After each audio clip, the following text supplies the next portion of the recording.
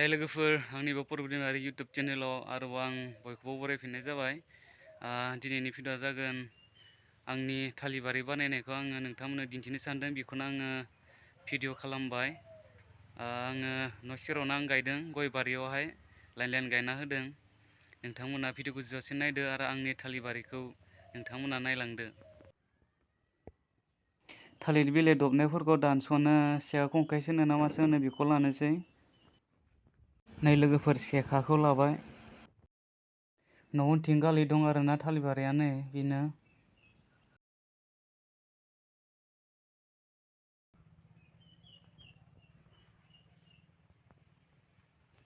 बिथिं न' थाबाय, बिथिंनो गायदों, गय गेजेर गेजेर गायना होदों।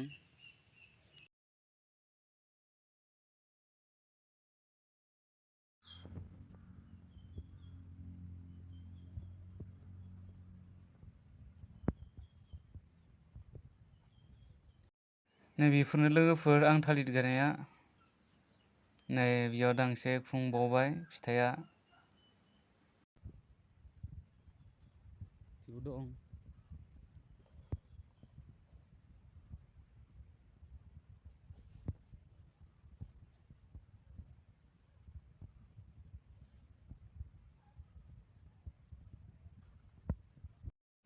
नै बेयावबो दांसेबाव फिथाइ खुंनाया।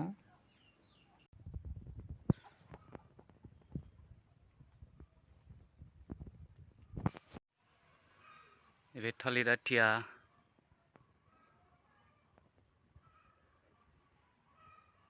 थालिर अमृतसागर।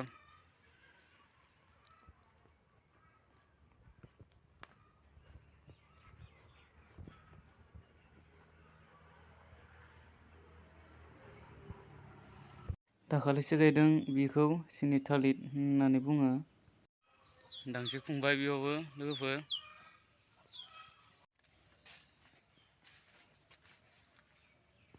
मोनसे दानसै। बे बिलाइखौ दाननानैसै।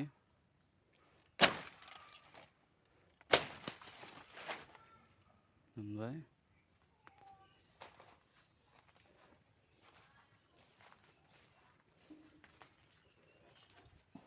बेयो दबदों, बेखौ दाननानैसै।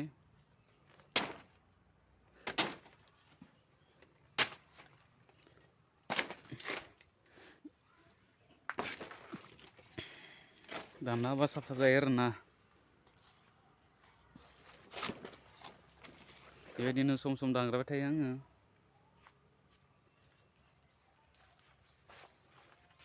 बे जाबाय थालिर गोजा। फिथाइया सायाव गोजा जायो आरो जोबोद जानो गोथाव बेनि फिथाइया। दायो खुंथ'वाखै।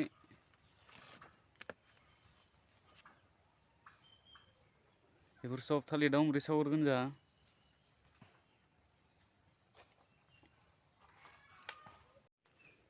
थिबो दं थालिर गोजाया।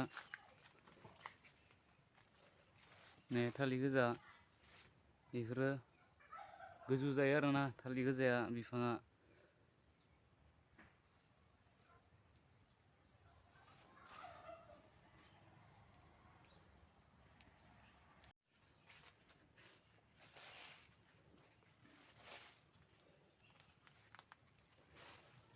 गय बारियावनो गायना होदों आङो।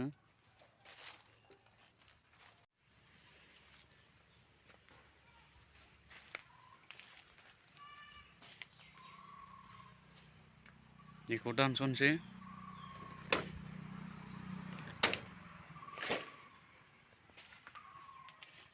थिग लामा दं आरोना, नै जोंहानि लामाया थिं। ओइथिं लामा फिस रड दं, फिसालि। थालिरा जोबोद मोजां जादों नै।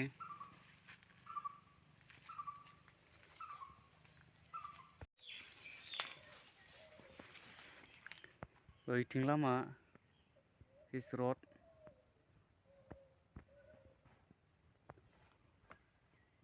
थिं गय बारि गोजा। बे खावसेथिं थालिर गायजोबदों आरोना। बिलाइखौ दानना होनो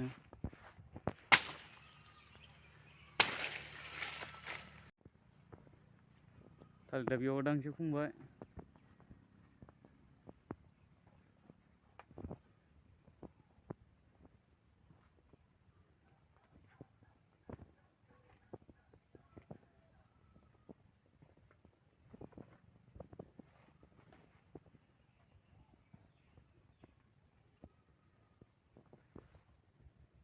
थालिद गंजा आरोना अमृत सागर गंजा थालिदा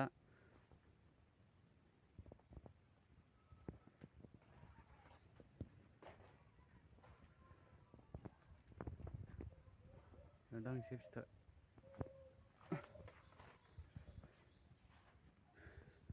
दांसे फिथाइ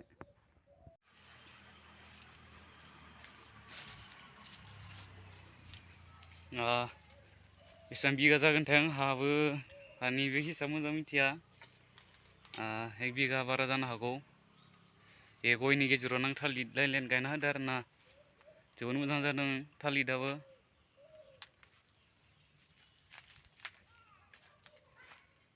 नैयाव थालिद फिथाइया खुंबाय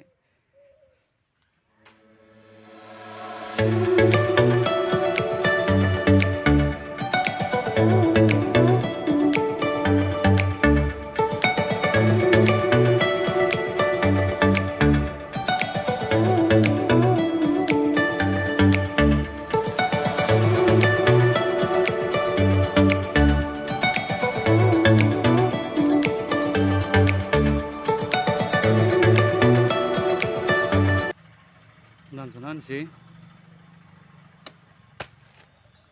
दानस'बाय मैखुनसो ना मा होनो बेखौ दानस'बाय आं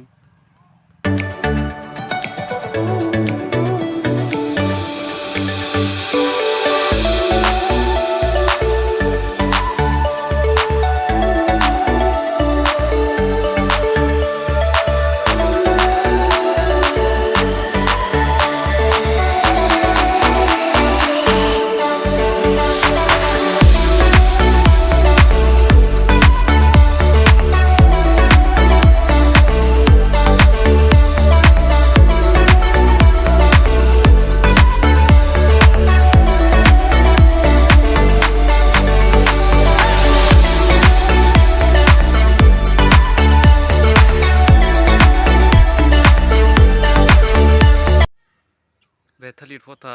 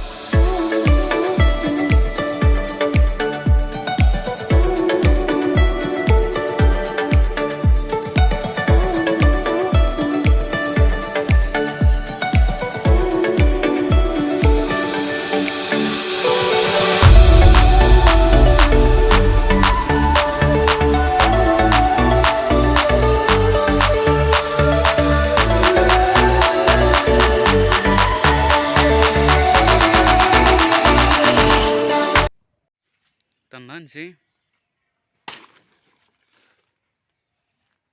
दानसै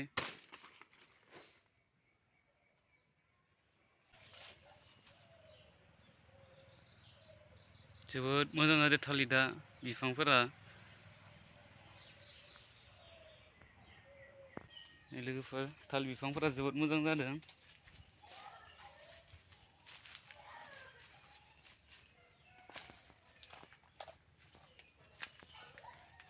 बे गय बारियावनो गायना होदो आरोना आङो लाइना जाबाय 1 2 3 4 5 लाइन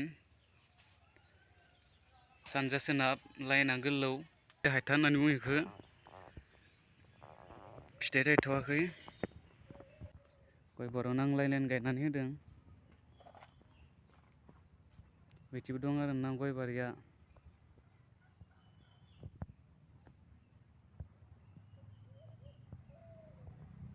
गय दां खुंबाय आरोना फिथाइया।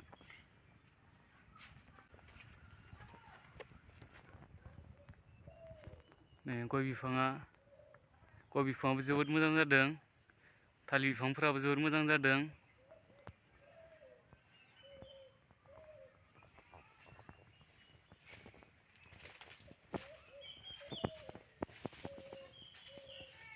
नैथि थालिर गोनजा।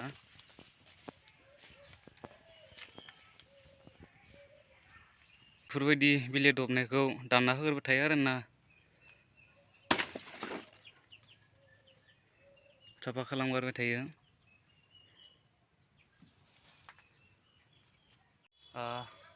फिथाइया 6 दां खुंबाय। नै लोगोफोर थालिर बिफाङा जोबोद मोजां जादों।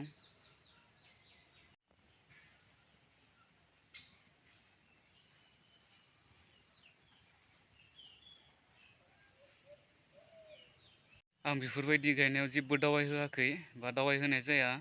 बेबायदिनो आङो डाइरेक्ट हा जावनानै हाखर जावनानै आङो थालिर फुलिखौ जावखानानै आं गायो। बेबायदिनो आङो गायलांबाय थादों, बारि होलांबाय थादों। थालिर फुलिया जोबोद मोजां ओंखारबोदों। नै जोबोद मोजां लोगोफोर थालिर फुलिया। बेफोर गय बिफांफोराबो गोदाननि गायनाय, दायो देरबाय।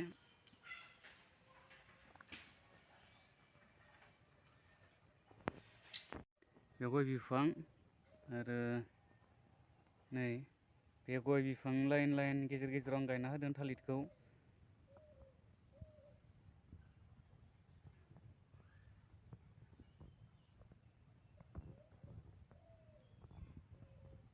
नै मारै गायदों नै लोगोफोर नायना ला।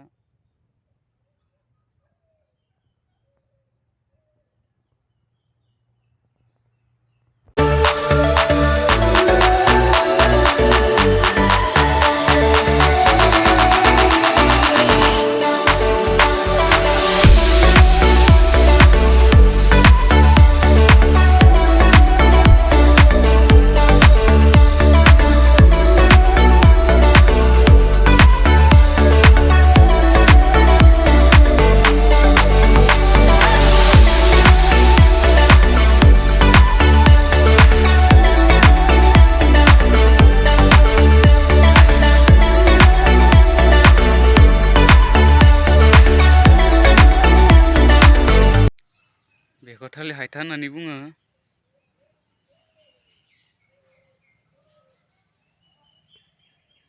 आरो बियो थालिर गोजा बिफां, फिथाइ थायथ'वाखै। थालिर फुलि बिफाङा नै जोबोद मोजां ओंखारो आरोना। बेखौनो आङो जावखांनानै गायो। बेबायदिनो दा बारिलांबाय थादों थालिर बिफाङा।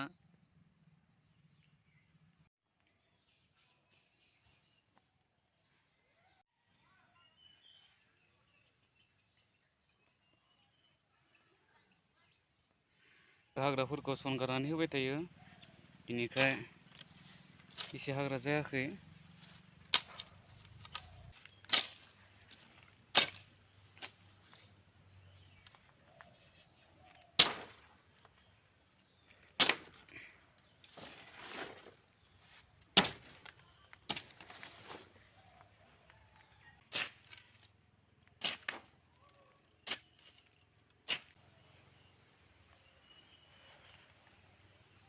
साफा आरोना। सम सम बिदिनो आङो सेर लानानै जफैयो बे लांदांफोराव। आराम थान्दा गुसु बार नाङो।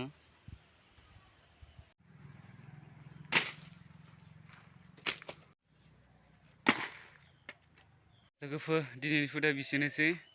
नोंथांमोना नायनानै मोजां मोनब्ला लाइक खालामदो, कमेन्ट खालामदो। आंनि बे अपुर्बा दैमारि इउटुब चेनेलखौ साबस्क्राइब खालामाखैबा साबस्क्राइब खालामदो आरो अल नटिफिकेसन बेल आइकनखौ थुनानै लादो, जेन जाहाथे नोंथांमोना आंनि गोदान भिडिअ'फोरखौ नुनो मोनो।